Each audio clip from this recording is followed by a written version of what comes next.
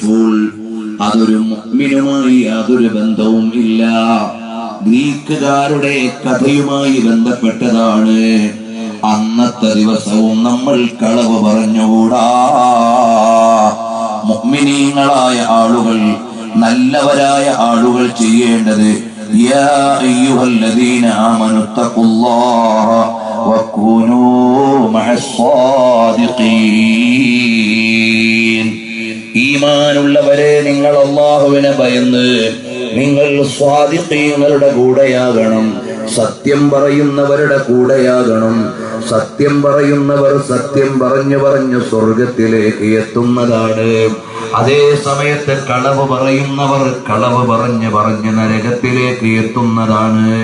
അതുകൊണ്ട് നിങ്ങൾ ഏപ്രിൽ ഫൂളിന്റെ അന്നും കളവ് പറയാൻ പാടില്ല.